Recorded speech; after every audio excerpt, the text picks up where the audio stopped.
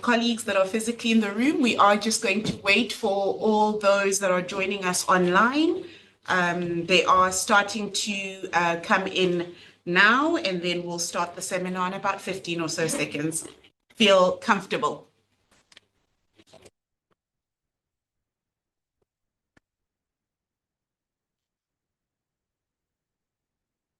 Hello and welcome everyone to this ISS seminar asking the question on how South Africa's unity government will manage migration. I'm Ottilia Maunganidze. I head special projects here at the Institute for Security Studies, and migration is not only a priority issue for the Institute for Security Studies, but increasingly an issue of great concern, not only in South Africa, but globally. It has taken a lot of debates on how do you better and effectively manage and govern migration? How do you ensure, where possible, the full integration of those that are migrating? But also, how do you balance the needs of host communities, whether those that have been forcibly displaced or those that have voluntarily moved? How do you ensure that in meeting the needs of migrant communities, you also meet the needs of those who are from the country that is welcoming them? Today, we have a panel that will speak specifically to this question around how South Africa's unity government will manage migration. To our online audience, who are the majority of those participating here today, please do keep your microphones switched off as well as your videos. As and when we get to the Q&A discussion, when I call on you to speak, that is when you will be able to switch on your microphone and switch on your video. To lead us in the discussion this morning, we are honored to have Mr. Mtiane, the head of policy at the Department of Home Affairs, who is here representing both the department and Deputy Minister Nzuza, who was not able to join us at the last minute. I will say, knowing Mtiane's work over the years, that we are extremely blessed to have someone who knows the Department of Home Affairs policy, but who generally has a full understanding of the management of migration. Mr. Mtiane, welcome. We are also joined by Mr. Sabelo Mbokazi, who's the head of division responsible for labor, employment, and migration at the Department of Health, Humanitarian Affairs, and Social Development. Mr. Mbokazi is joining us from the African Union. If we can ask Mr. Michel to please switch off your microphone. Mr. Mbokazi is joining us from Addis Ababa, and he will be speaking virtually after Mr. Mtiane. Finally, we have Ms. Mabato Mongai, a governance expert with Good Governance Africa, who also has a wealth of experience and knowledge on questions related to migration. We have put together this panel to reflect on a key issue that in the lead up to the May elections really did dominate the debates. But once the dust has settled, government has to do its work. And one of the key issues, of course, relates to migration governance and the way in which we handle this. Political parties within the government have diverse views, not only on how to handle migration, but on fundamentally on migration itself, and the ways in which the Border Management Authority, together with, as we wait for the next steps on the white paper on citizenship, immigration, and refugee protection that was gazetted just before the elections. So bearing in mind the ranging views, we hope that this session this morning sheds some light, not only on what is the current pivot on migration governance, but importantly then, reflections from the panel, but also from you that are here in the room with us, both in person and online, on how best South Africa can be able to effectively manage migration. With those few words from my side, I hand over to you, Mr. Mtiane, for your thoughts and reflections on this particular topic.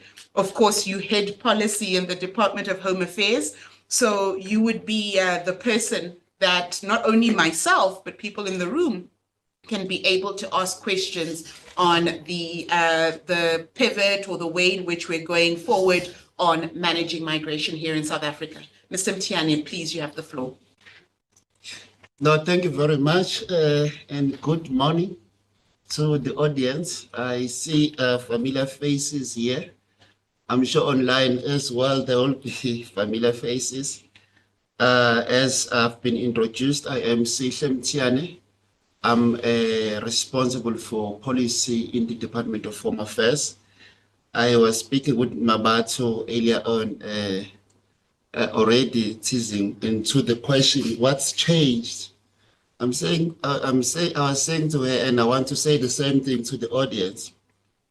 Nothing changed. People are still born. They still require birth certificate. With the GNU can't change that. People still need IDs. The GNU can't change that. People need to get married. For those of us who still believe in the concept of marriage, people in life partnership, they still need to get visas. Some of them need to get PR. People move. That's still like nothing changed. There are people who are moving voluntarily. There are people, unfortunately, who are forced by circumstances to move as provided for under the 1951 convention. So we are quite happy to be part of this engagement. Upfront, I want to tender apologies for the Deputy Minister.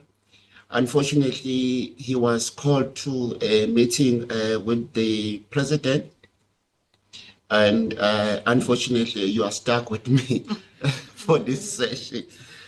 So in his opening address of the 7th administration, the President, Honorable Cyril Ramaphosa, he unveiled three main priorities of the Government of National Unity.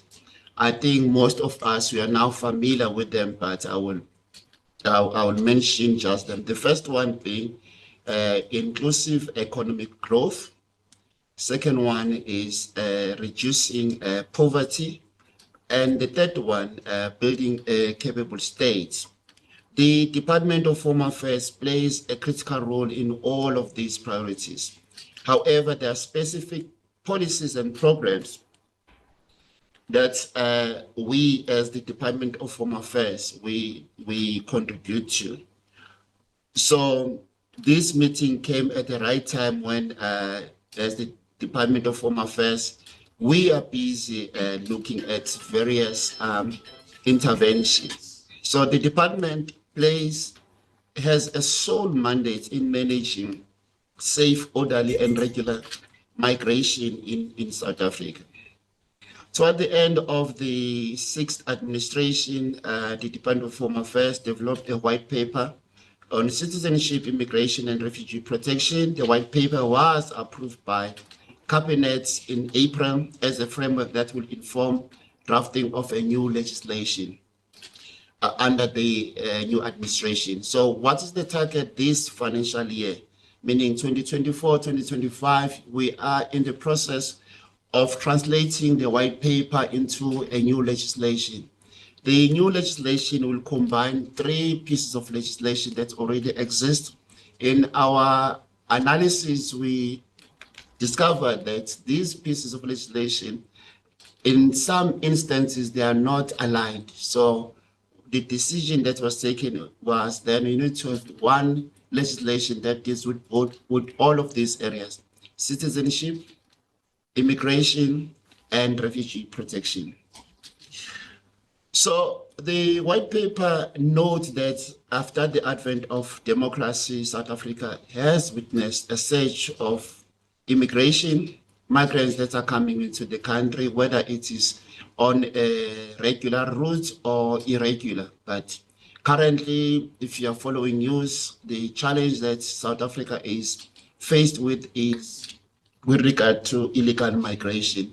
Not to say that there is no need to focus on promoting legal routes of migration, especially for those groups of people that we need to come into the country to contribute to the development priorities of the country. The white paper notes that the challenges in how we've been managing migration, managing citizenship, and refugee protection. We link the three because in actual fact they are related. What you have is you have people who are moving from the refugee regime to immigration regime, which is now permanent residence. From immigration regime, they move to citizenship. So these areas are quite related. So the challenges that we have experienced in the country is while the policy generally is structured to attract those who have skills, those who want to invest in the country, the policy has failed dismally in terms of attracting those. What you find by and large is in majority, people who are coming into the country are those who have got semi-skills or no skills that are required by the economy. I can't say no skills at all because no one has no skill. You have a skill for something, but as far as South Africa is concerned, there are certain skills that we are looking for.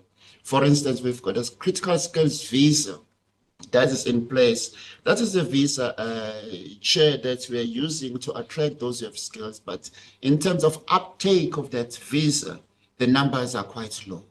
But then when you look at the number of people who are coming into the country, and it's a very peculiar situation. People in life partnership and people who are in marriages, whether they are legit marriages or marriages of convenience, there's a high uptake of that. So we're not discouraging people falling in love, but it's quite an anomaly to have a country which is attracting more people in that space than in the space. So that is the challenge that we've been dealing with. Hence, you'll see toward the end of the sixth administration, there was more focus on removing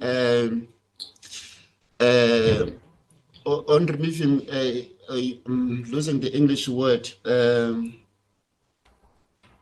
for the lack of a better English word, of removing any stumbling block, hindrances that were making it difficult for people who've got skills, people who want to invest. The critical skills list now is published more often. There's a new visa that we've introduced. It's called remote work visa.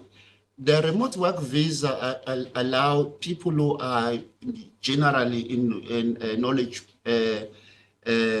economy to work wherever they are. You can travel, come to South Africa, want to spend 6 months. You won't apply for a work visa in South Africa, but you'll be here in South Africa as a tourist for that long. You're working for your company wherever you're based. So those are new innovations that we are bringing into the system. We're introducing a points-based system where we are able to, the points-based system, we are able as a foreign national to check if you will qualify even before Home Affairs get involved in assessing you. So those are the innovations that are already there at the policy space. Then there is more in terms of other challenges with that now in terms of it's more on the abuse of the system. I want to state upfront, the move on the white paper is not about saying genuine asylum seekers should not come into the country, but the attempt is to deal with the abuse of the system. We've seen over the years, the majority of people who are applying for asylum, 90% plus don't qualify because most of them are opportunistic applications. So while we're dealing with the abuse, you also don't want to ill-treat those who are in the country for genuine reason. So I will just quickly go through the intervention that we want to introduce now in that place. We want to introduce intervention that will allow us as a country to refuse entry to someone who has traveled through many other safe countries and those countries which are able to provide refugee protection to that person. We had an experience early last year or a year before where I won't mention the nationalities, but they came through our borders. They travel through other countries, those nationalities. And when they arrive in our borders, they then say they want to apply for asylum. We had a problem with that because we asked the question, why did they not apply in our neighboring countries? We don't have a legislation that enables us to do that, to stop that. So the policy is trying to address that. The other intervention that we want to introduce in the asylum space is to say, when we acceded to the 1951 convention in 1996, we acceded without any reservations. Now you can do your own research, study literature. Most countries have entered reservations. So we want to enter reservations in particular articles. We want to enter reservations immediately. We are still, there's a paper, some of you will get to see it. We're developing a country position paper on which articles are possible for us to enter reservations, because we are juxtaposing that with the Constitution. There are things that even if we withdraw from the convention, the Constitution still requires us to do that. So we are not going to tamper with any constitutional rights that is protected, and also with the case law that is already established. So we are having an intervention on that in terms of the paper. The recent experience, I think it's in the news, it's been on the news, most colleagues heard about it, 95 Libyans that were in Mpumalanga. The white paper is also trying to deal with the abuse of the visa system. I'm not going to get into details because this is now still in court, but those are things that you want with your policy to strengthen and to make sure that as a country, you do not allow that situation to affect you. So on these things, Chair, that I've mentioned, all members of the GNU, they speak in one voice. You want to attract migrants who are able to contribute to the 3 priorities as mentioned by the president. You want an inclusive growth. You want to make sure that you reduce poverty. You reduce poverty by bringing those who are coming to invest in the country. You reduce poverty by making sure that those who have skills, they come into the country, and it's easier for them to come into the country. To allow more discussion, Chair, I will stop here, but I will be able to respond to any other question that could be raised by the audience. Thank you. Thank you very much. I will say there are already 3 questions from the online audience. So please prepare yourself. One is directed directly at you. I'll turn now to Mr. Sabelo Mbokazi. The African Union is, of course, in the process, continued process around ensuring the achievement of Agenda 2063. Agenda 2063 articulates, among other things, the priority of development, the role that migration can play within that development agenda, but importantly also it centers the African Economic Community, or rather the regional integration, the full continental integration. One of those is, of course, the Free Movement Protocol that is complemented by the Free Trade Protocol. We've had discussions before around the challenges in getting member states to ratify the Free Movement Protocol. But today we're focusing on South Africa's migration governance framework. So I turn to you, Sabelo, for your thoughts and reflections. One, on the direction in which migration governance is going, but importantly, some of the points that have been raised now by Mr. Mtiane around the need to maintain or ensure, one, the Department of Home Affairs is effectively an administrative department. There are things that you cannot change. The registration of individuals, whether birth, death, marriage, or otherwise, the documentation of people moving in and out of the country, those are fundamental bases for the Department of Home Affairs.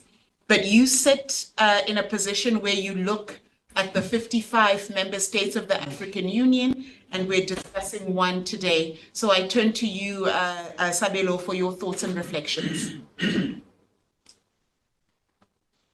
So thank you very much, Ottilia. I hope you can hear us. And warm greetings from Addis Ababa. I would like to first thank the Institute for Security Studies for this important question that they are posing, and which is related on migration governance. But I also would like to acknowledge my fellow panelist, Mr. Mtiane, who is a seasoned policy developer within the Home Affairs, but also our colleague, Mohai. Ms. Mohai, I thank you, and I would also like to upfront indicate that AU is also very much focused on migration governance, which we see that as a solution to all the challenges that we see around the country. The questions that you have posed, Ottilia, are extremely important, and I would like us to move. I've sent some presentation that will guide my my intervention. So if there's a colleague who is assisting to move that will be great. But upfront, I just want to indicate that as an introduction, and in response to your question, indeed, there are policy framework, but these policy frameworks on migration are policy frameworks that interact with the migration as a global phenomenon, as a multifaceted phenomenon, as a multi-dimensional phenomenon. But also we see migration that is at the heart of the international scale migration crisis. What causes the crisis? As Mr. Mtiane was explaining the challenges that South Africa experiences, and we believe that the GNU government will continue to experience these.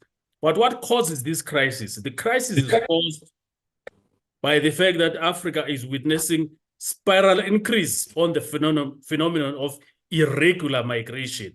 We strive for a safe, dignified, orderly, and regular migration, but often we see that on these routes from the countries of origin, countries of transit, and destination countries, and South Africa is mainly regarded as a destination country, we see irregular migration, we see human trafficking, we see migrant smuggling, and all of these clustered together, they create a crisis.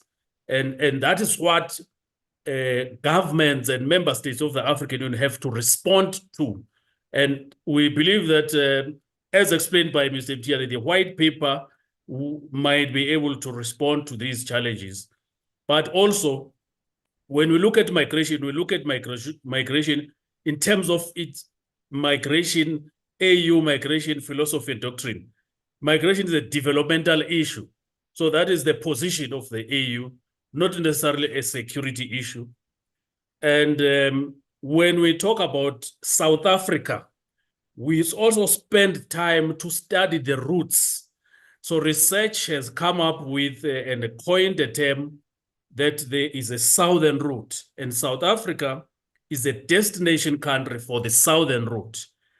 And therefore you see that countries like when when the migrants are moving, they move through Kenya, Tanzania, Zambia, Malawi, Mozambique, Zimbabwe, and through Botswana. And the destination, all of them, they are moving to South Africa. They would be coming from the Horn of Africa. Just last week, we had a minister of Home Affairs in Zambia who has said, what is it that AU is doing? Almost every day they intercept 50 to 100 migrants, mainly most of them coming from the Horn of Africa, Ethiopia. The destination is South Africa.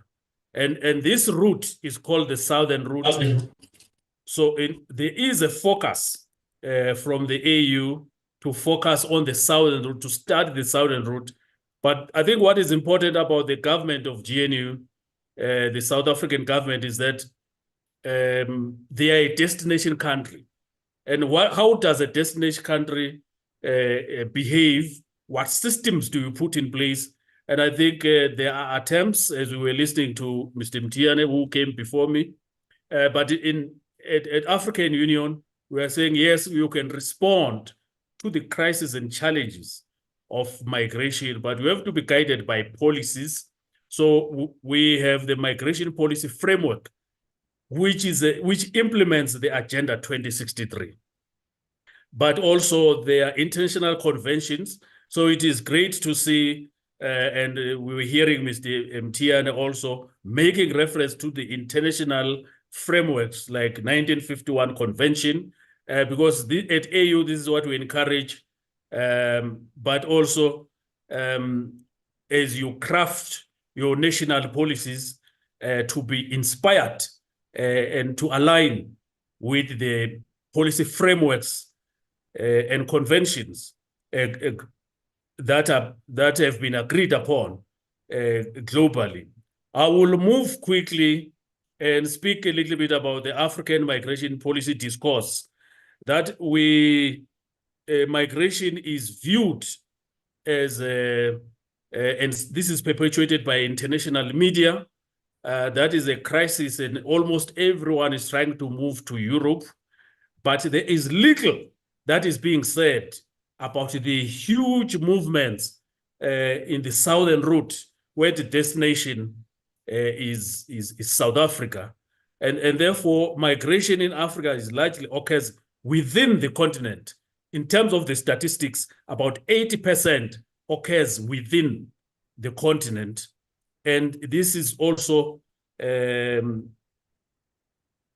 is also, we can attest to this when we look at the migration statistics and the movements of people on the southern route, which AU is continues to study. What we advocate for, as Ottilia indicated about regional integration, what we advocate for is that member states have to be put systems in place in terms of migration, governance, institutional arrangement. We see recently that Africa came up with a border management agency, and we believe that this is in the right step, in the right direction, in ensuring that migration governance has institutional arrangement and strong systems. Let me close by making some few recommendations. We believe that a commitment from a member state, a commitment from the new government and the government of national unity, they must show a commitment of working with all stakeholders. We also believe that the policies that are being put in place is also a step in the right direction, because the policy framework and policy environment, it's what brings about good governance on migration. But the implementation capacity is also important. I will close by talking about whole of government approach.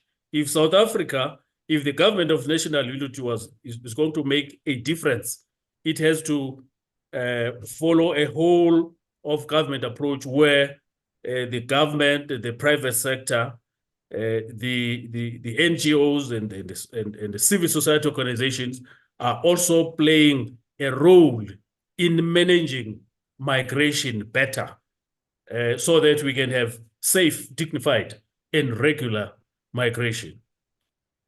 Thank you, Ottilia. That will be our first reflection. Thank you. Yes, thank you very much for that. Lauren, Lisejo, Mzwandile, Zolisa, Henry, we see your questions. We are going to get to them in a moment. But before we do that, we will also hear from Mabato. But I thought maybe to reflect on 2 points that Mr. Mbokazi spoke to. The final point, which is this whole of government approach. Of course, today, by way of government, we have the Department of Home Affairs represented, but we also recognize, based on the issues that have been identified already by the 2 first speakers, that this is a conversation that must involve the department responsible for labor, for example, in respect of employment, in respect of economic activity. This is also a conversation to be had with trade and industry in terms of these critical skills that you speak of, but in which sectors are those most needed and for what purposes. We may, for example, need neurosurgeons, but we also need people to build the roads. There's conversations to be had around the department responsible for tourism, for education, for health, all these different sectors, if I heard Mr. Mbokazi correctly, need to be as involved in a conversation on migration as they are in the primary elements of their mandate, depending on who they are. But of course, he also alluded to the questions around security and securitization, which means the departments responsible for policing, the Border Management Authority, the department responsible for the military, for example, would also be departments involved. So there's already a question in there to you, Mr. Mtiane, which is, and you can mull this while Mabato speaks, which is the extent to which that level of coordination is something that can be built on, which departments have not been as involved, let me say, that really, in your view, could help make the work of the Department of Home Affairs easier. As you mull on that particular question, I turn to you, Mabato, because perhaps you have the answer. I mean, coming from Good Governance Africa, we expect that you have a crystal ball on how there can be better management, better governance in respect of this question of migration. But what I would also be interested to hear from you is how we situate this conversation that we are having, a very national, very local conversation, how, as Mr. Mbokazi was alluding to, how we situate it within the broader conversation on governance. Thank you, and good morning. I suppose it still is morning to everyone. Except in Addis, where Sabelo is joining us from, where it's the afternoon. Good afternoon to him. As it has been alluded to, it goes without saying that migration is one of, the critical issues within South Africa, and it is deeply intertwined in the sense that it has political, economic, social, and security dimensions to it. Now, what makes it, and I would also add, and would all agree that migration and the migration crisis is not unique to South Africa, but the way in which it manifests itself in South Africa is what kind of separates it from other countries. And if I'm going to be more specific, the violent nature in which it finds an expression is where it becomes more, slightly more complicated. Now, what this points out to is that migration is experienced, on the one hand, what's happening at national level versus local level. There tends to be a gap between the two. Now, government can formulate certain policies on pro-migration policies or guidelines to, I suppose, mitigate or to guide the migration process within South Africa. However, if these are maybe sometimes either not communicated at the local level, or if policies are formulated in isolation to the experiences and perspective of ordinary citizens, what we have historically found is policies and initiatives at national level being rejected at the local level. And this is also comes in the form of xenophobic attacks. It comes in the form of negative migration attitudes at the local level. But now this also highlights an even more micro issue, and that is your perspective on migration is influenced by your socioeconomic position.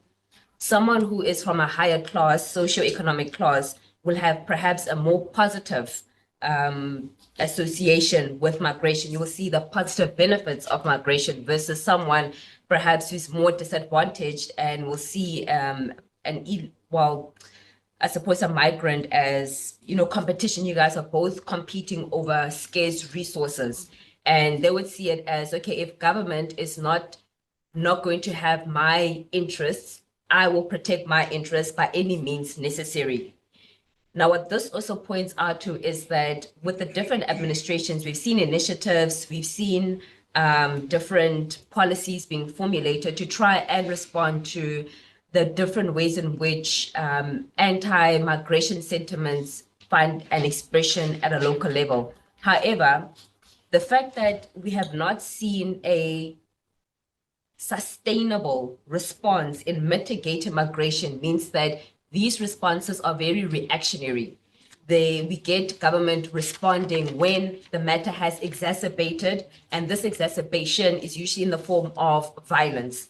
And what we also tend to see is that once things have settled and calmed down, we do not hear follow-ups. We do not see a continued response from government. Now, I will acknowledge and give you guys the positive response to say that there's work being done behind the scenes. However, as an ordinary citizen, you don't see what's happening behind the scene. You don't see what's happening at the decision-making table. And as you were speaking, what actually also came to mind is that policy takes time. We may sit down today and decide that, okay, we need to have a more coordinated response to the migration or illegal migration crisis by, and as you also pointed out, integrating the different departments. This does not mean that it's going to happen in a month, in 2 months, in even a year's time. And while this process is somewhat unfolding, I won't say that it is, while this is happening, there are still dynamics unfolding at the local level. So while policy is rolling out and while you're still trying to find a coordination at national, regional, and international level, how do you do so in such a manner that you do not leave ordinary citizens behind? How do we do so in such a manner that the frustrations and tensions that are happening at local level are dealt with, and not only dealt with once they have reached their peak? And this is another challenge that government is faced with. And my response to that is that is where local government comes into play. Local government is the bridge between ordinary citizens and the national government. So while policies are taking place, and that is what national government is somewhat responsible for, what is the role of local government? If the issue is, and sometimes there's this discrepancy between local experiences and either what is being reported or having a holistic understanding and a real intricate understanding of what is happening at the local level, we need to re-evaluate to say that what are the different tools and strategies that we can adopt to make sure that citizens do not feel left behind. And I will reiterate the point that any policy that is formulated in isolation to the experiences of local citizens are policies that will be rejected. There will be policies that are embraced perhaps from an international level, seen as being quite progressive. But if these policies are rejected or not even communicated and understood at the local level, they are policies that will have a limited impact. Now, to that, I would say that one of the starting points or responses to that is take advantage of existing mechanisms. So, for example, Africa as a whole is still very much a live in communal societies, even though liberalism and liberal ideals are, key characteristics at national level. But in townships and just generally speaking, people live in communities. So how about we take advantage of things such as Lokotla meetings, and those are just local gatherings and town hall meetings, for example, that community members come together and discuss certain issues that are taking place. So in making sure that policies that are being implemented and being discussed and rolled out, how do we communicate what we seek to do at the local level?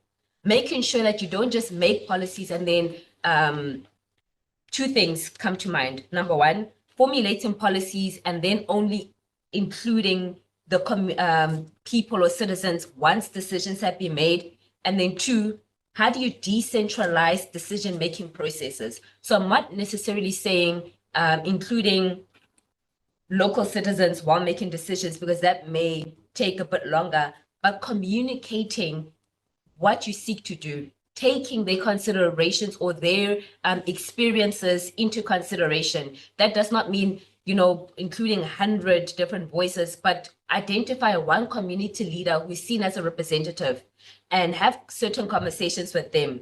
Communicate that this is what we seek to do. This is how long it will take. Because like I mentioned, while decisions are being made, if as an ordinary citizens, you don't know of these decisions being made, you don't know of the different programs to really not even blanket approaches, because as you're speaking, Mike, it sounds like real concrete solutions, long-term solutions to the crisis.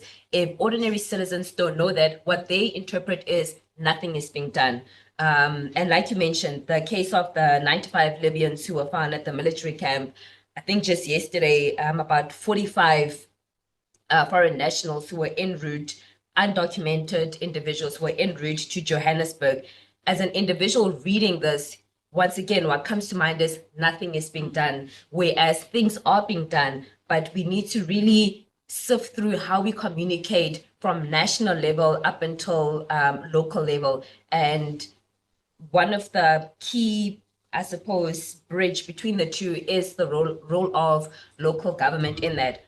I would also, tying it back to the government of national unity, the big task at hand is how can, or is it even possible for all the different perspectives to be articulated in migration policies? Now, with the GNU, in as much as it is, on the one hand, because two things can coexist, on the one hand, it is indicative of a maturing democracy and a consolidating democracy. And on the other hand, it is also indicative of a polarizing society. Where migration is concerned, you have both left-wing and right-wing perspectives within the GNU.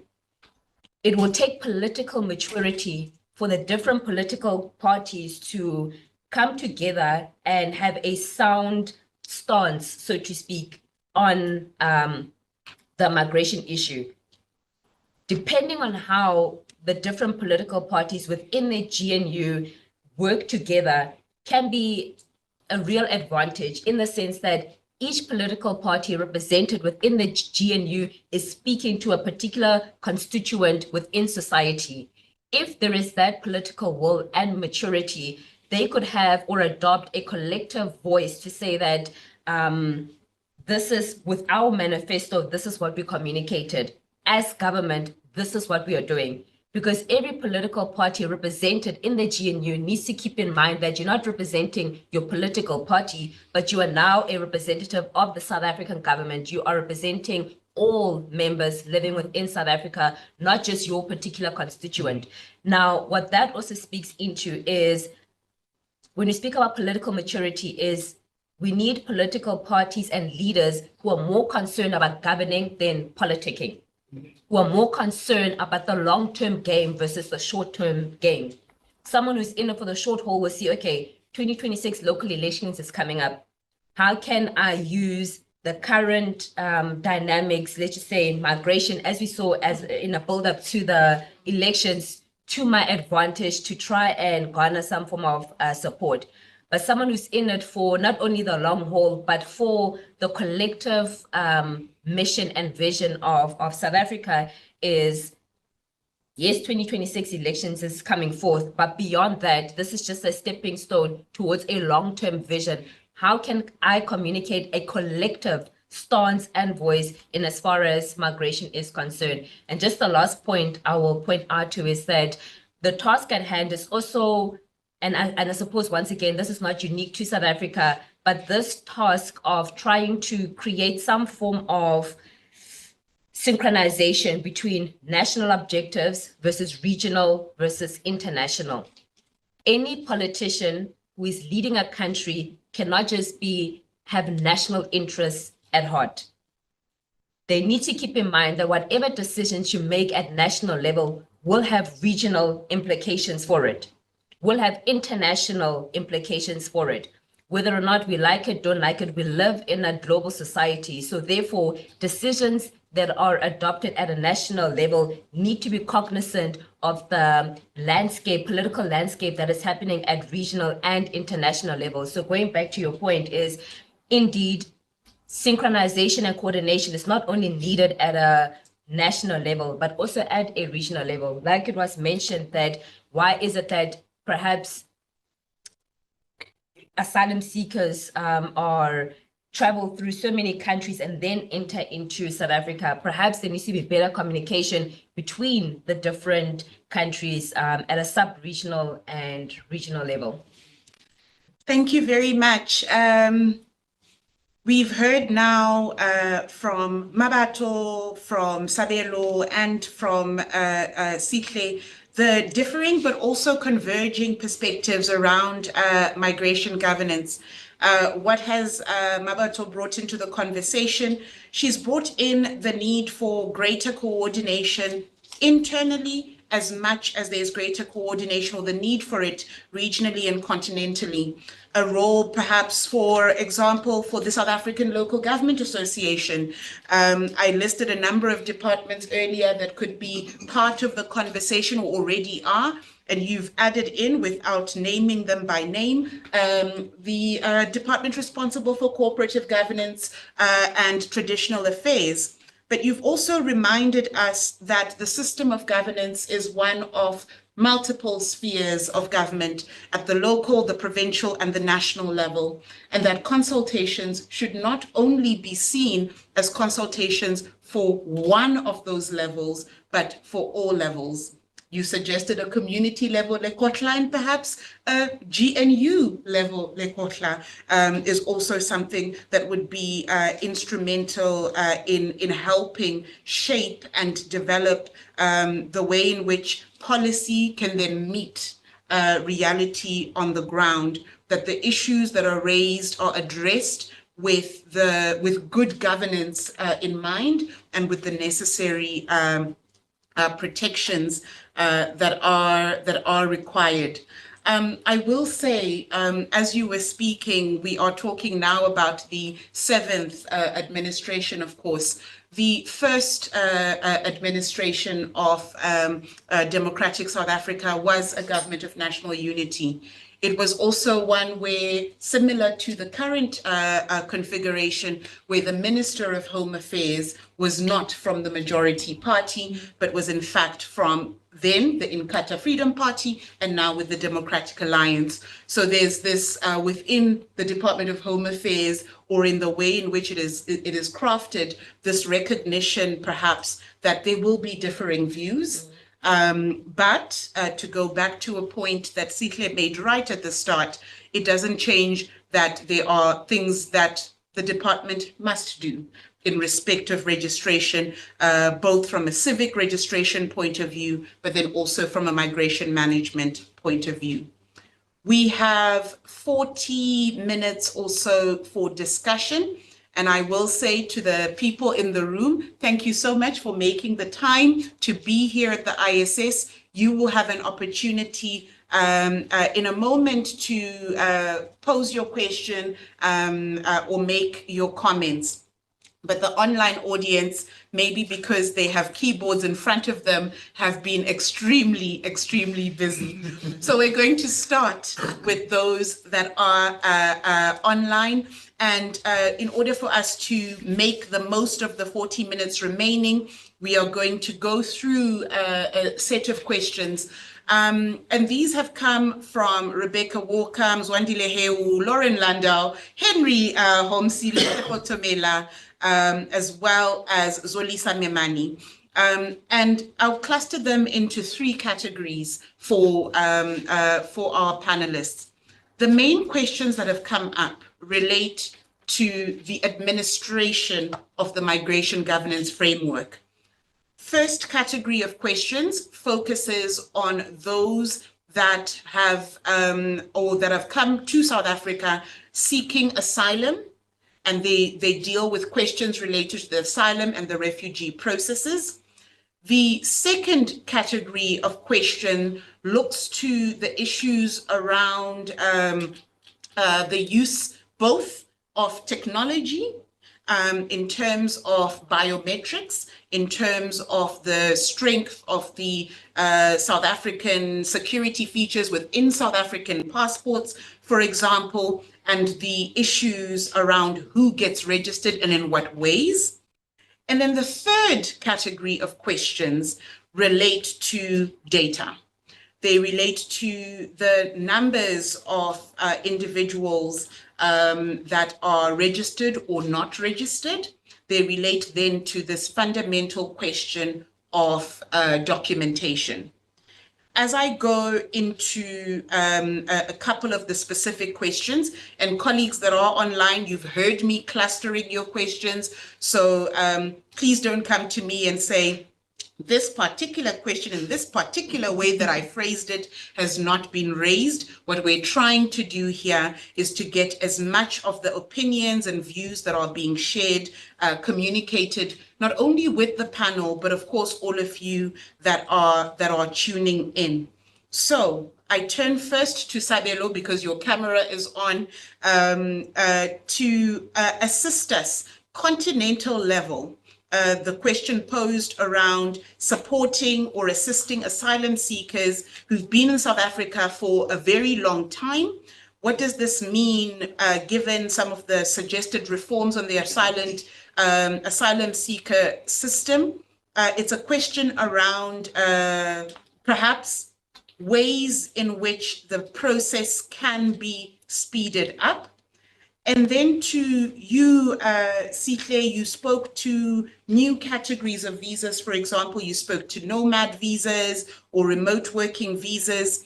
And a question has been raised about what this means by the concerns, economic concerns raised by South Africans, that this will have an impact on standard of living, but also costs of rent. This is an issue that has been raised prominently, for example, in the city of Cape Town.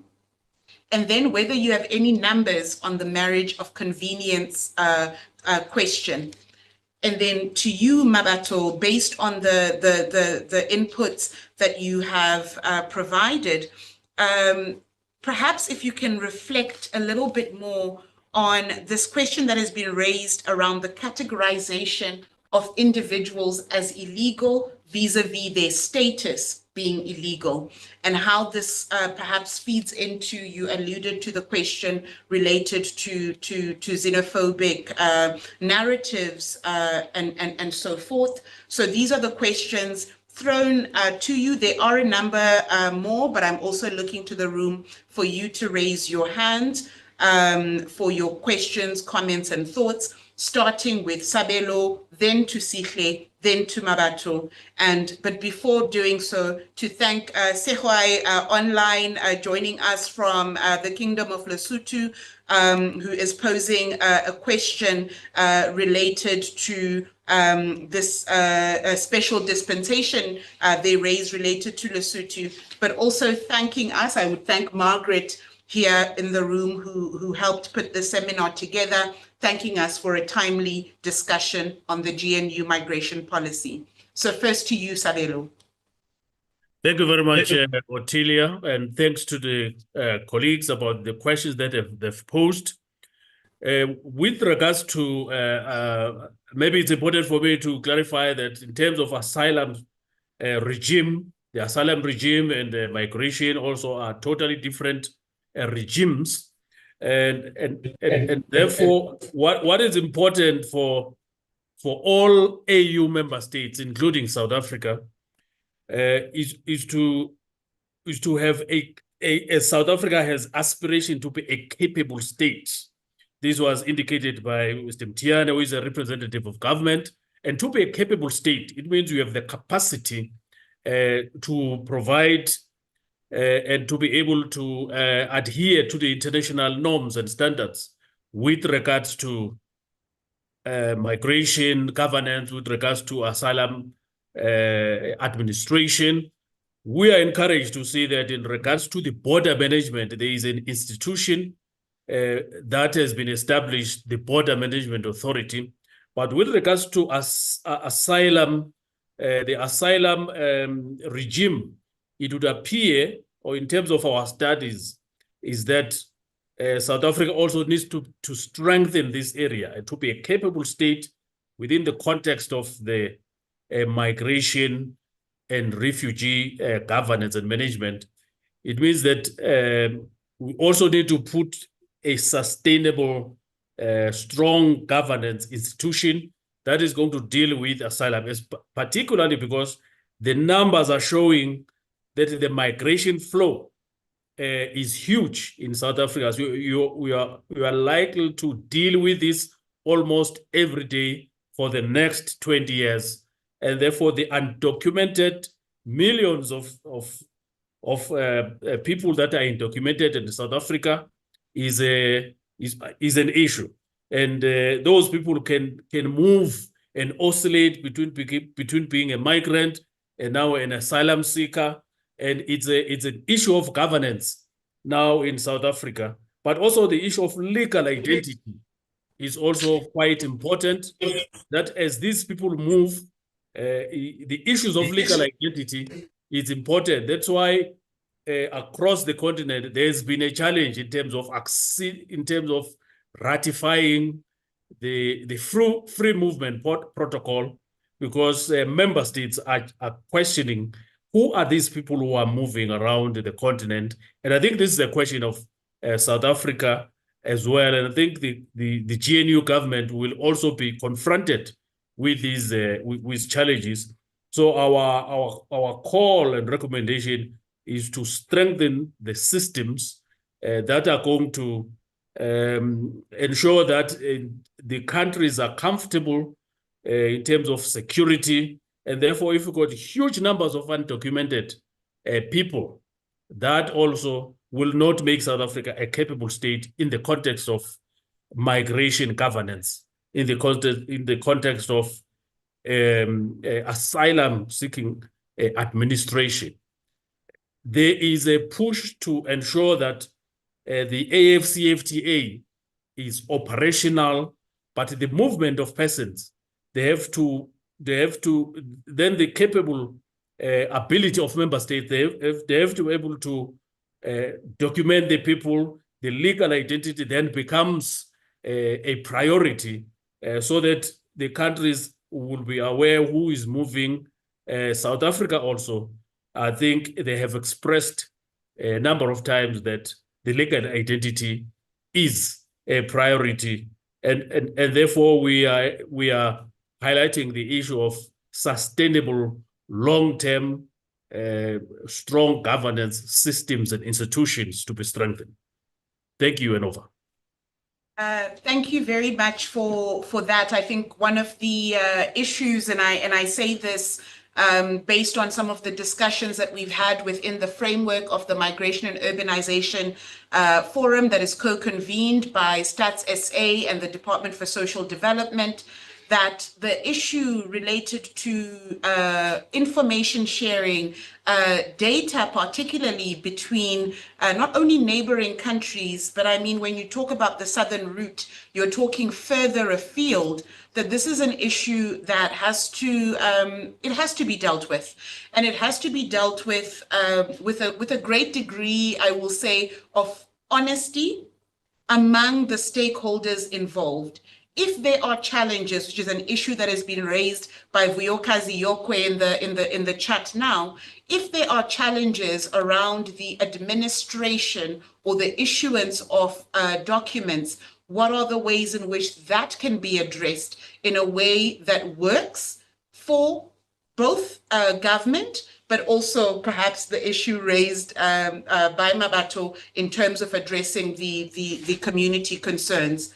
So it's about communication, consultation, and coordination. If I can allow myself just 3 C's for this session, and then I turn to you, Sihle. I will say the questions for you are ramping up, but as always, I mean, but you know, in volunteering in the place of the Deputy Minister, I think you knew. So to you, Sihle, please go ahead. Thanks, Ottilia, and also thanks to Dr. Mbogazi for his input all the way from Ethiopia. Maybe it's what Ottilia, let me address the question that you asked in passing earlier on around the whole of government approach. So the process in government always involves all government stakeholders. We go through the cluster system in government, all relevant clusters, we present proposed policies. Interestingly, last year in around October, we hosted a 2-day workshop with executive mayors and traditional leaders with the migration issues at the local government level. So there's a lot of engagement with local government now in terms of managing migration, because while immigration policies are national policies, but it's local communities that experience the arrival of new members of the community. So there's quite a lot of engagement there. We are working together with the Department of Cooperative Governance and Traditional Affairs, Human Settlement, and SALGA in dealing with the issues surrounding bylaws. And bylaws in this case are not particular for non-citizens. They apply to citizens and non-citizens. Now, back to the question of asylum seekers and refugees in the country. I think, Chair, I must state upfront, and it's something that I think we do explain in the white paper. We don't have a refugee question in South Africa, even an asylum seeker question. We have a question that has to be addressed by all of us, economic migrants. That's where the challenge is, because as far as the Refugees Act is concerned, you actually don't have to change anything with regard to genuine asylum seekers and refugees in the country, because it's human rights. That's all what it is. Where we have a problem is the majority is people who are running to South Africa because of economic reasons. And we don't have an answer for that. Just yesterday, I think Diego is here. The numbers, unemployment in South Africa has gone up. And it's gone it's 33, is it 33%? Yes, and that is very huge for the population of close around 60 million. So you're talking millions that are unemployed. So what happens then is this confrontation that will happen. You've got internal migration from the poor of the poorest moving to open spaces, trying to find employment. And then you find our neighbors who are coming to South Africa also running from economic challenge. So we've got an economic question that we need to address as a country, and that goes beyond migration question. So Mbogazi was speaking earlier on, and in my mind I was thinking the other focus area should be how do we assist countries in Africa? That is why you are speaking about also now the free movement protocol. How do we develop those economies in the continent? Because the reason why EU is where it is now, where citizens are able to move, is because there is no big difference in terms of those countries, in terms of the economy. Here in Africa, we've got that problem. The Southern Dream, the move is toward the South. And it's not for people who are really genuine asylum seekers. Asylum seekers, where there are gaps, we need to work and close the challenges to make sure that if you're an asylum seeker, you get the best treatment that you should be getting in line with the convention as signed. The issue around nomads don't take anyone's job. It's The knowledge question that was workers. raised, the question that was Yeah. raised was not about taking jobs. Even the rent issue, Yeah. it's beneficiary to the city, because the more people come and rent, and it's legitimate, it's money that comes to the country. Also, tax-wise, it's the revenue that's come in. So this is one visa that you want to promote in any country. It benefits benefit the company that employs that person. It benefits the person. It also benefits South Africa as a receiving country. So there we are quite sure it's one area where we need to promote. If it's not properly explained, communicated to the people, maybe that's the work that we need to do. Numbers in terms of marriages of convenience.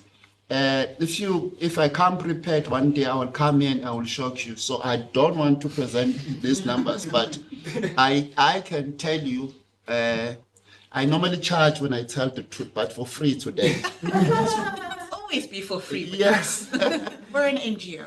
In South Africa, there are two questions that you must deal with. If we can deal with that around migration, we'll stop changing migration. Is the abuse of the asylum system. Two is the abuse of the marriage system. You deal with those two, then you'll see the numbers will be manageable. Thanks, Ottilia. Thank you very much. Sorry. The other issue around the passports and the technology is quite good now around passports. I think South Africans are aware that currently there is SIU in Home Affairs investigating where there is corruption. Those issues are being attended to, but the system for passports it's very good. Yeah, I think I'll stop there for now. Right. So what I'm hearing from you is there is efforts to ensure improvements in the system, but also in the documentation, and that the current challenges and hurdles are around how do you address the question of economic migrants within the existing framework and policies, while also ensuring or working to ensure the continued protections and respect of those people that are genuinely seeking asylum and refuge within South Africa. I'll turn to you, Mabato, in a moment. For the colleagues that are joining us online, and there are 67 of you, in a moment on your screens, there will be a pop-up that will ask you to evaluate the seminar. That is not to say those of you that are in the room, your opinions on the seminar do not matter. I will come individually to each of you to ask. But the online audience, please, if you can let us know whether the seminar is going to your liking, and what, if any, comments you have that can help us to improve the way in which we deliver ISS seminars and on what themes. I'll turn to you, Mabato. The questions that I'd already addressed to you, but there was one which was what we'll call a mini footnote. I think as I was posing the question to you, Vuyokazi quickly sent me a direct message and says, please, in this conversation on consultation of local level consultation, is there space also to ensure that in those conversations you have South African nationals, of course, but local also includes whoever it is they're living with, that include foreign nationals. So I haven't changed the question to you, but with thanks to Vuyokazi Yokwe, I've added a little addendum to that question. Yeah. So I'll even start off with that question. I think that's a key proposal, was like, has somewhat being alluded to, is that with migrants, and I just want to say illegal, but with new migrants coming into a community, there is ostracization, I don't know if I pronounced that correctly. You did. that takes place, and there's isolation that takes place, which actually links with the initial question that you had asked me, just with regards to the categorization of being classified as illegal and how this connects to xenophobia. And what we've seen is that there's no face to who is illegal and who's not illegal. And previously, people have tried to give it a face.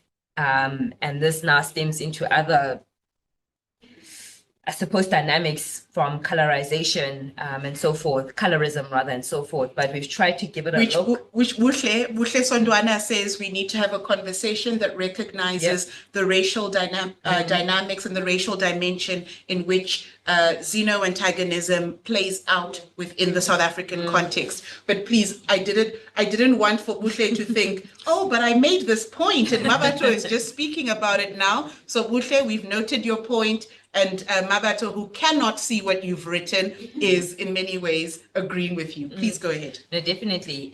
And once again, it just highlights the point that I made a bit earlier on, that migration is a multi-layered issue. It is economic, it is cultural, it is political, it is social.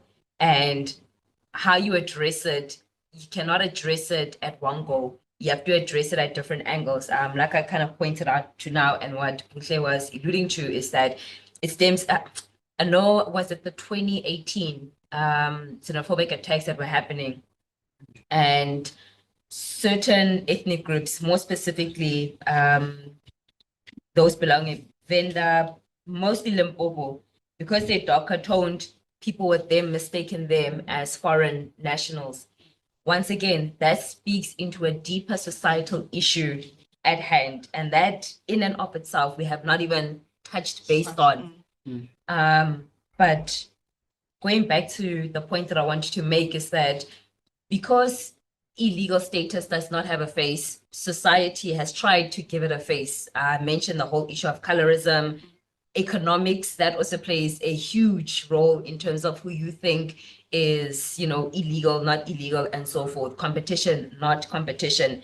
And for the most part, that has been limiting. And as a result, we've seen even more extreme measures, such as Operation Dudula, who force people to show their passports. That should not even be able to take place. And to me, what that speaks into is an issue of the rule of law and governance. Such an operation,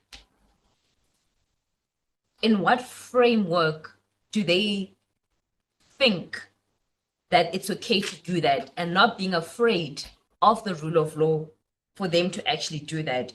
Once again, where's the role of police enforcement? Where's the role of rule of law? I just link it back to just a governance issue. And then last point I want to point out to is that perhaps, because going back to the two examples that were made, and that is the Libyan case, and I also mentioned yesterday there was an article by News 24 of 45 undocumented individuals making en route to Johannesburg.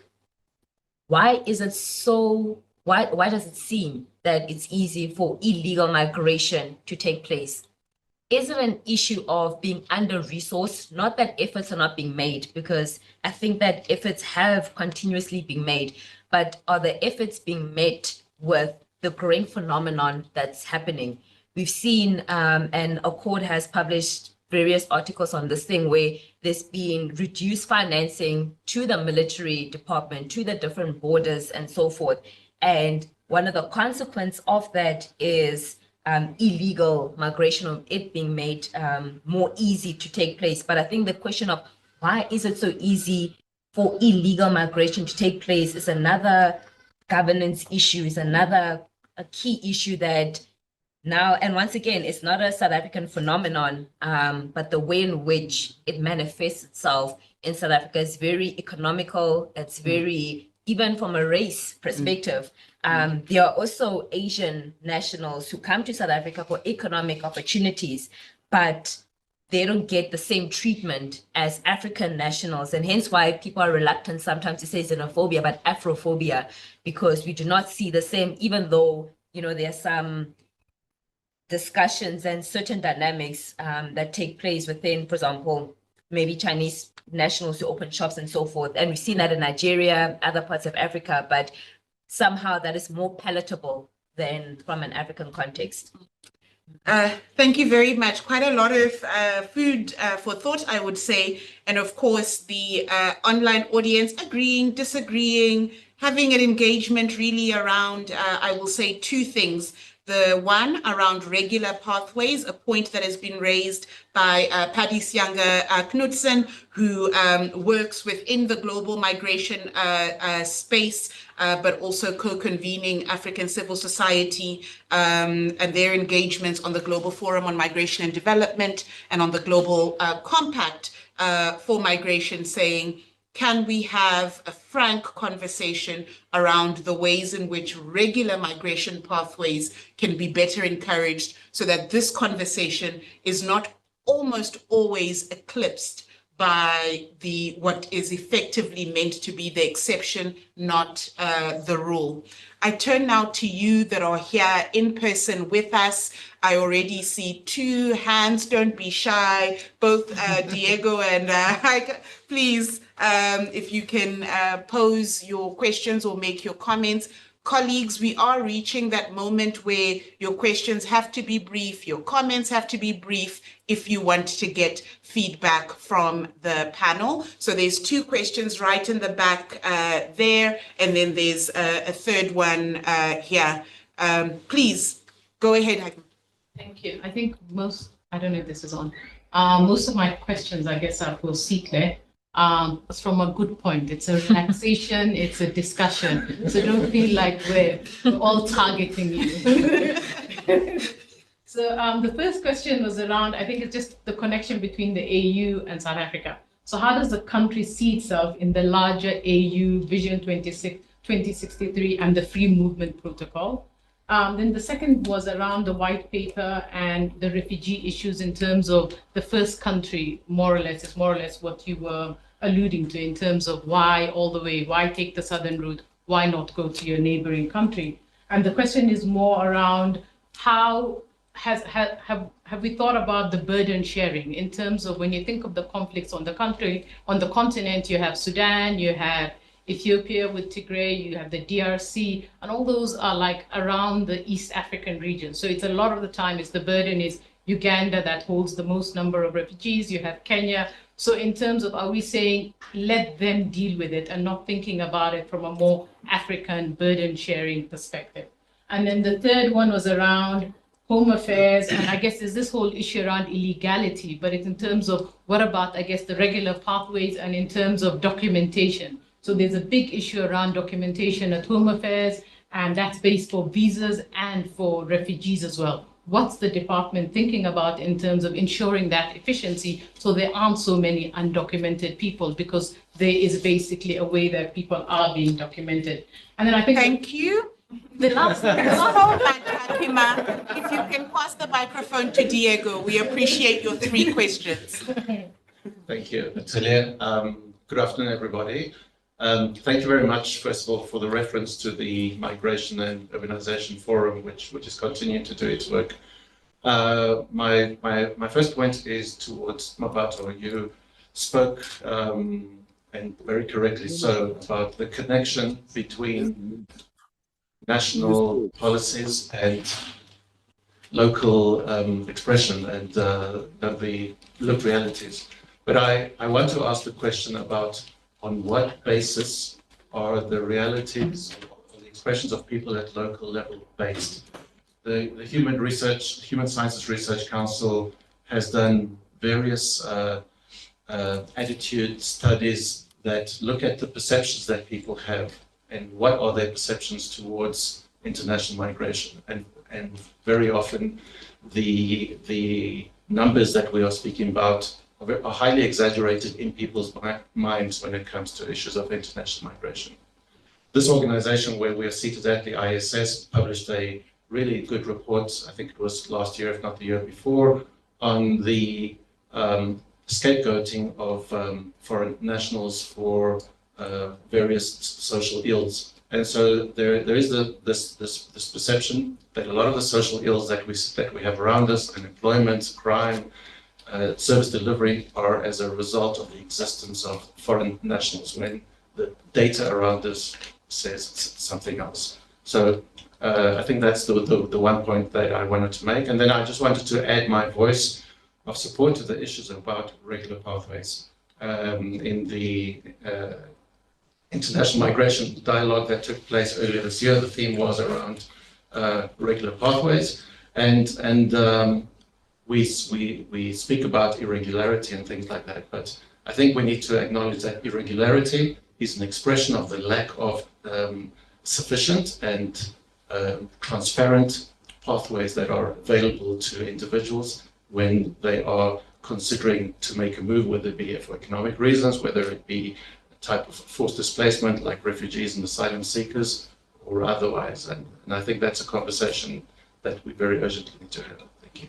Thank you very much, Diego. I think if anyone knows the numbers, those online, if you see Diego on the street, ask him about the demographics of South Africa. His role at Stats SA really is demography, migration, and urbanization. Please, over to you. Hi, my name is Ricardo. I'm from Protection Web.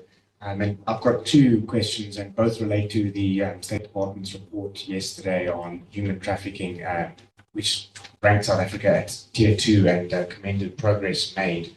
But my first question is, last week and the weekend before, the SAP Special Task Force, in their own words, stumbled upon 90 Ethiopian nationals that were being held against their will and were victims of human trafficking. And so in that respect, I want to ask both a question to the gentleman from Home Affairs and from the AU, is what is the role, firstly, of Home Affairs and the Department and the Border Management Authority combating human trafficking within South Africa on the national level, and then within the AU at a regional level? Thank you. Thank you very much. Those are both to the online audience and to the people in the room. Those are our final set of questions and comments that can be made during the seminar. This doesn't mean that you can't add additional comments, thoughts, and reflections post the seminar at the ISS. We believe that conversations should not be limited to an hour and a half. So please, this is an exchange that must and should continue. For those that are here with us in person, you'll have the opportunity to do that once we get out of the seminar room. To those that are online, maintaining the online communication, we look forward to your emails and for you to also join later conversations. I'll start with you, Marato, first, and then I'll turn to Sabelo, and then finally to Sihle in response to the multiple issues, but also questions that have been posed. Marato. Okay. I would agree with Diego's point to say that sometimes, or a number of the times, the migration issue can be conflated, and I must be careful with what I say here, but I was going to say, depending on who's speaking from, a certain narrative may want to be driven. And to that, I also agree to say that numbers give things into perspective, because what you think a trend is versus actual reality can be two different things. But to your point, in terms of what are the perceptions based on, I know that the Afrobarometer, they do extensive data collection with regards to just perceptions on a wide range of socioeconomic governance related issue.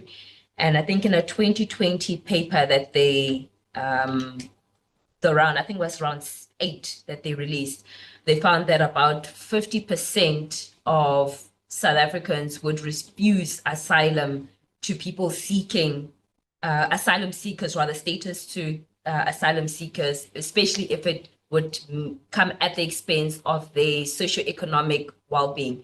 And it ties into the point that was made, I suppose it strengthens your point to say that the issue is mainly economic migration. and also giving South Africa's geopolitical position, Southern Africa, when you think about the different typologies of migration, maybe the Horn of Africa is mainly so asylum seekers. Within Southern Africa is economic migration that is at the type of migration that we are faced with. But it is interesting to note that even with that 50% who would refuse status, it's on condition that if it comes as seen as a threat to one's own personal well-being. But I would agree that more, and I suppose I'll add caution to say that the Afrobarometer surveys about 1,200, but having something like the Human Science Research Council giving a more broader perspective on what are the actual perceptions of people would give this thing more color and clarity. Thank you very much. Sabelo, to you.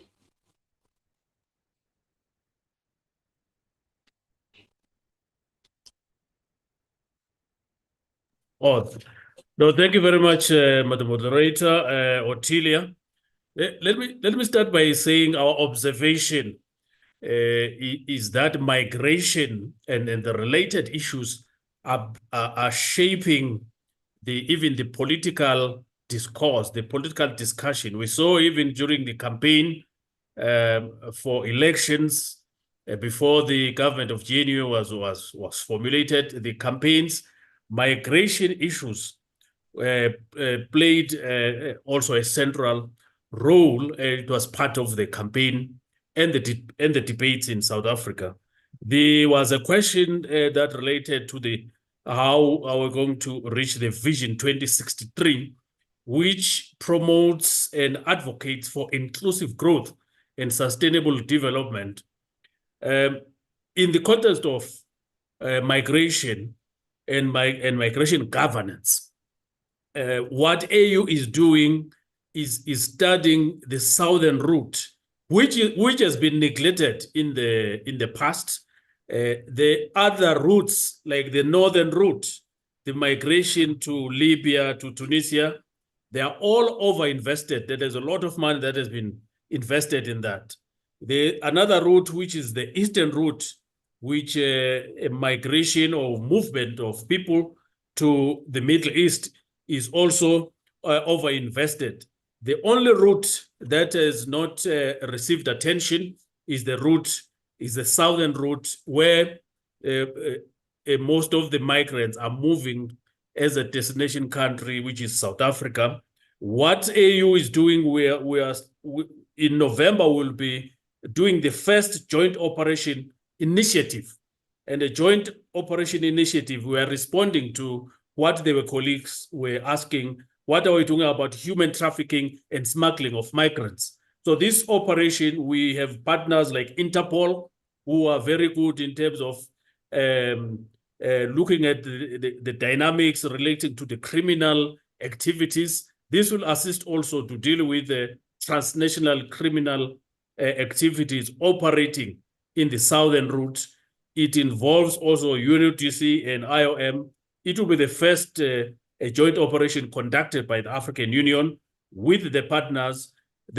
So that is our contribution to ensure that this southern route is also, we got rid of the criminal activities, but also I think the regional approach is what we are promoting. So in other words, South Africa, Zambia, Botswana, Swaziland, and all other countries that are part of the southern route must share information and intelligence on criminal activities.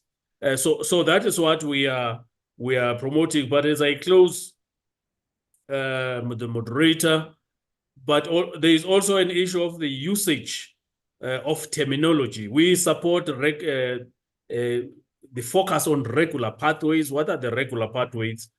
But to the terminology that we should use, we are talking about irregular migrants, because there's no one that is illegal.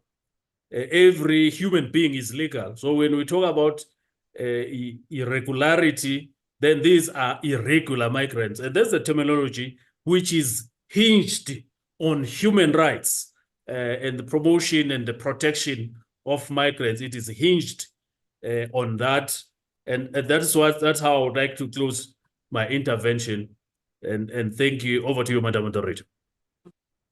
Thank you very much for that. And that final reminder around terminology and the way in which we refer to people's status is perhaps an important reminder as we wrap up the seminar. I turn finally to you, Sihle Mtiani. Now, Dr. Mbogazi, you'll be pleased to note that I didn't use the terminology. He says, and he turns to Mabatho. No, thank you very much. This has been a very good platform for us to engage. I hope there will be more of this. There's a question that I want to pose to the audience for further research, because there are researchers here. For anyone to move in SADC to come to South Africa, you don't require a visa. But the majority of people who are in the country irregularly, the majority comes from SADC. The question is why? Why do we still have that problem? One of the observations we've made, whenever the problem of irregular migration is being analyzed, it's always on the question of the host country. But you do not look at the question on the country of origin. Like, how much is the passport for someone to move from that country to South Africa? Because you still require a passport, but you don't require a visa. So that's a question that you need to address. In terms of pathways to come to South Africa, we've got 17 visas. 17.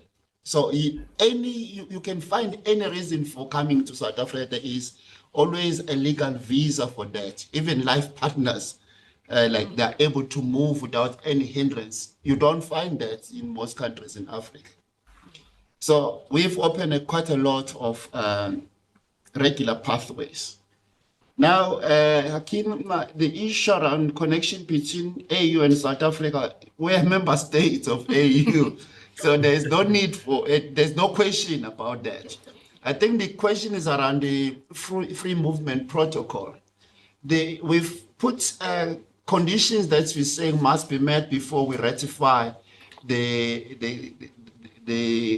protocol, and that well documented even at an AU level. However, while we've put those conditions, we are liberalizing our regime. For instance, we are entering into various visa waiver bilateral agreements with different member states, the recent one being Ghana, Kenya, Uganda. So that is the route that we have chosen. We've also introduced what we call a long-term multiple entry visa for academics, frequent tourists, those who are in business. It's granted for a period of up to 10 years. So that is how we are trying to address the issue of liberalizing our visa regime. First, safe country principle. Burden sharing is a difficult concept when the very same people that you need to share burden with are the ones who are causing problems for you. So it's like everyone in the continent is moving to South Africa, every region, like even the North, like we are talking about the Libyans experience now. So there is that big challenge now. If you're talking about burden sharing, who do you share burden with? That's the big question. In terms of numbers, you may be saying Uganda is hosting more refugees, but South Africa is hosting quite a high number of asylum seekers. The issue is there's a majority of asylum seekers, like we heard yesterday in the news, there's someone who didn't come back to renew the visa. There's quite a number, more than 1 million of people who did not come back to renew their visas. When they expire or when there's a decision, they don't come. So that's where the problem is in South Africa. In the interest of time, I will end there, Ottilia. Thanks. Thank you so much, colleagues. During the course of this seminar, which has lasted just a little over an hour and a half, we've heard insights from Sihle Mtiane, the head of policy in the Department of Home Affairs, here also representing the department, but on behalf of Deputy Minister Nzuza as well. We've heard from Sabelo Mbokazi, the head for the Division of Labour, Employment and Migration within the Department of Health, Humanitarian Affairs and Social Development of the African Union, and from Mabato Mongai, government expert at Good Governance Africa. But we've also heard through your questions, through your comments, but those of you in the room and those of you online, the range of concerns you have. We started this seminar by emphasizing that there's no way you can ignore questions of migration within a governance framework. It's for that reason that the Institute for Security Studies hosted this seminar, but also why migration and the many different aspects related to migration are part of our priority work. What does that mean? It means looking at migration and development, looking at migration and security, looking at integration, economy, trade, labor, questioning the issues related to criminality, the point that was raised on trafficking and smuggling in persons. But it looks at ensuring that the development aspect of migration or the benefits of migrations shine brighter than the downsides. That means addressing the challenges related to irregular migration in a way that stimulates better, regular, safe, orderly pathways for those people that are migrating. But it also means having frank discussions around the challenges on administering the migration system. You posed a question to all of us here. Why is it that the majority of the undocumented migrants within South Africa come from the SADC region? A question, and Sahoy, you'll be happy to know I did not forget your question on Lesotho. That brings to bear why there have been special dispensations for Lesotho, for Zimbabwe, for Angola at different points in time. The answer to your question lies in the 17 categories of visas. It is to say that people have 90 days, 30 days to visit South Africa. But those that are undocumented are not here to see the sights and sounds. They're here with an intention to work, to reunify with their families, and to study. So what are the ways in which the means, all of the 17 categories that you speak to, can then be used in the way that we, in this conversation, hope? And Mabato, how can this be done taking into consideration the very real socioeconomic and other concerns within South Africa? Be it crime, be it violence, be it unemployment, be it inequality, be it poverty. How are those addressed? And are the voices of local communities heard in what they are saying and in how they are saying that? Colleagues, we've had you for way too long.